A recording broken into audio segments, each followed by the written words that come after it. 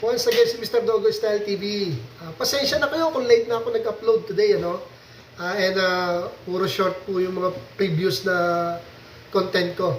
Mga kadogo, itong topic natin ngayon, ito po ay actual po experience. Kasi kanina po dito, may pumunta sa akin, yung kabatsmate ko, which is nung dati, nangingi siya ng payo sa akin about sa pagpapa-stud ng alaga nating aso, especially yung dam. So mga kadogo, nagtanong siya sa akin, nag-guilty tuloy ako, bakit daw hindi nag-take yung aso niya? Samantalang sinunod niya naman yung payo ko, 9 days, tapos 3 beses pina-stud. Okay, mga kadogo ha. Ang ganda rin kaya tinapik ko yun para sa kaalaman natin lahat. Ito again, sa experience ko po. Wala namang hindi naman nagtatampo sa akin yung kabatsmate ko, nagtanong lang siya. Siyempre, para matuto rin siya at para lumawak lalo kaalaman niya dahil first time niya nagpa-stud, tapos hindi nag-take. Ganito po yan mga kadoga. Kung may re-recall lang natin yung mga previous vlog ko about sa pagpapa-stud, no? Kasi ganito mga kadoga, hindi po porket sinunod natin yung procedure ng stud. Ano po ba yun? Magbibilang ng 9 days, kailangan sure na 9 days kailangan na mabantayan talaga yung first day. Diba? O let's say sabihin natin nabantayan natin yung first day. 9 days talaga nabilang natin. Tapos nagpa-stud tayo ng 10 days, 12 days, 13 days. O kaya 11 days, 13 days, 15 days. Kasi 3 po talaga advisable Pwede nga 2, pero mas maganda 3. Siya po sinunod niya 3, pero bakit hindi pa po nag-take? Ito po yun, kadogo. Hindi po porkit pina-stud natin at nasunod lahat ng procedure, magte-take po ang aso. Again po hindi po porkit na ipakasta natin, kahit po 5 beses yan, kahit ilang beses pa yan, ang laki talaga ng possibility na hindi magte-take. Sa ano pong paraan mga kadogo? Ito po yung previous vlog ko kung nasusundan po natin. Napakalaking bagay po na tayo magpapa-stud na condition ang ating dam.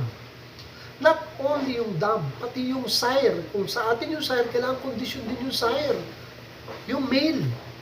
Or kung wala sa atin yung male at nakiki-stud lang tayo, i-sure natin na healthy yung gagamitin natin sire or yung mag-i-stud sa ating male. Makikita naman natin yun.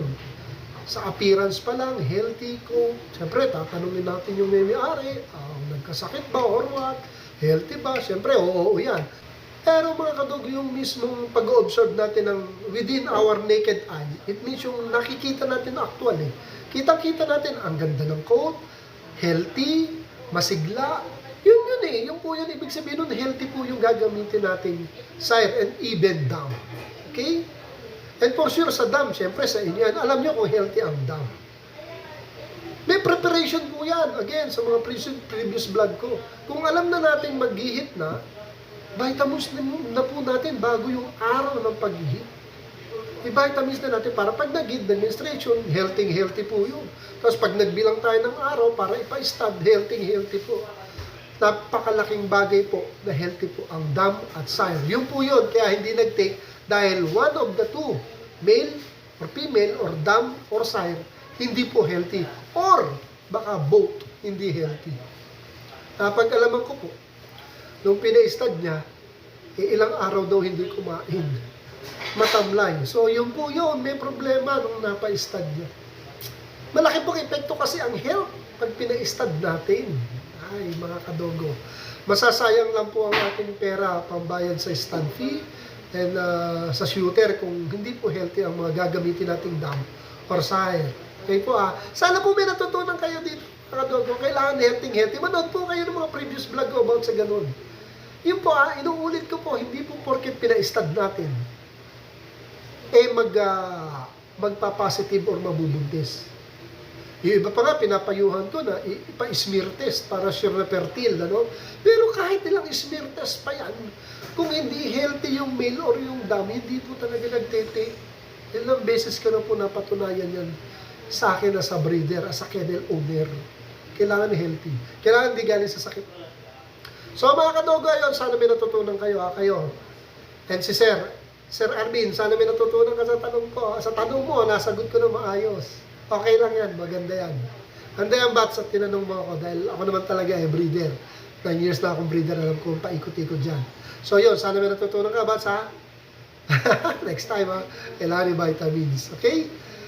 Ayun, mga kadogo. So, see you till next vlog po, ha? And thank you po sa mga subscriber ko. God bless. Thank you for watching.